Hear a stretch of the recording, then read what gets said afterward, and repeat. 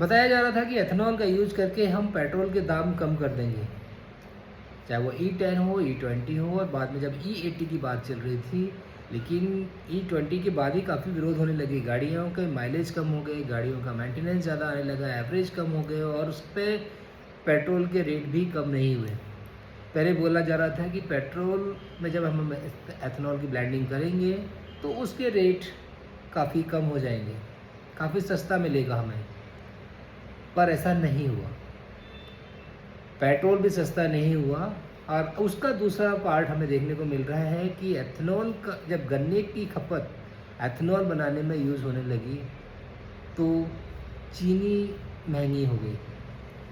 जो चीनी पहले 40-42 रुपये में मिल जाया करती थी, आज चीनी के रेट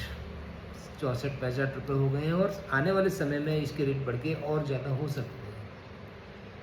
ऐसा भी हो सकता है कि जिस रेट में हम आज पेट्रोल परचेज़ कर रहे हैं उस रेट में हमें जाके चीनी भी परचेज़ करनी पड़े। और ऐसी अगर सिचुएशन यही रही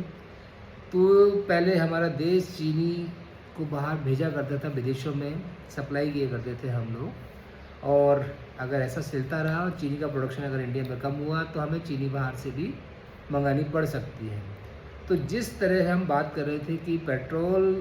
बाहर से ना मंगा के हम विदेशी मुद्रा भंडार को सेव कर लेंगे, लेकिन अगर ऐसा ही चलता रहा तो हो सकता है आने वाले समय में हमें चीनी मंगाने के लिए जो हमारा विदेशी मुद्रा भंडार है उसमें से हमें चीनी मंगाने में खर्चा करना पड़े। एथेनॉल महंगा होने या पेट्रोल महंगा होने से उन लोगों को ज़्यादा फ़र्क पड़ता था जो लोग two wheeler four wheeler maintain करते थे, लेकिन आम आदमी के ऊपर उसका ज़्यादा फ़र्क नहीं था, क्योंकि आम आदमी डेली पैदल जाता है, जो आदमी ट्रैवलिंग करके जाता है किसी के साथ में, जो आदमी साइकिल मेंटेन करता है, फ़र्क पड़ता है लेकिन इतना असर नहीं पड़ता। लेकिन चीनी महंगे होने से उसका डायरेक्ट असर उस आम आदमी के ऊपर भी आएगा जो जिसको पेट्रोल और एथेनॉल से कोई लेना देना नहीं है। चाय भारत के ऐसे सभी घरों में ऐसा शायद ही कोई घर होगा जहाँ पर सुबह चाय नहीं पीते लोग। जब चीनी महंगी हो जाएगी तो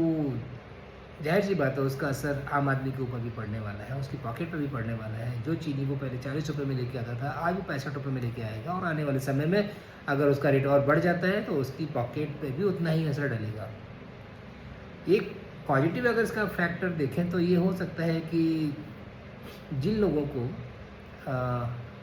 डॉक्टर्स की सलाह है कि भाई आप शुगर कम यूज़ कीजिए, उनके लिए अच्छा है कि भाई उनके घर में शुगर आना बंद हो जाएगा या कम हो जाएगा तो खपत कम होगी वहाँ पे। थोड़ा सा हेल्थ पर्सपेक्टिव से देखा जाए तो ठीक है, लेकिन ये ऑप्शनल है कि अगर किसी को शुगर यूज़ करना नहीं करना वो उसकी खुद की इच्छा है। लेकिन जो शुगर पेशेंट नहीं है या जो लोग रेगुलर शुगर यूज करते हैं उन पे तो ये असर डालेगी। तो ये इसका डिसीजन एक बार सरकार को फिर से इस पर रिव्यू करना चाहिए कि क्या एथेनॉल से हम ब्लेंडिंग करके बहुत ज़्यादा हमें बेनिफिट नहीं हो रहा है, जैसा फीडबैक मार्केट्स में आए हैं, लोगों की प्रतिक्रिया आई है एथेनॉल को लेके। तो अगर हम नेचुरल पेट्रोल जो यूज़ कर रहे थे अगर यूज करते हैं तो वापस हो सकता है चीनी के रेट भी उस तक वापस अपने रेट के ऊपर आ जाए और उससे थोड़ा सा आम आदमी को भी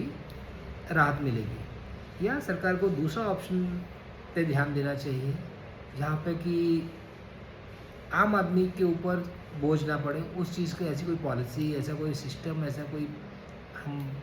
प्रोसेस लेके आए कि भाई आम आदमी जिस तरह से सर्वाइव कर रहा है वो करता रहे,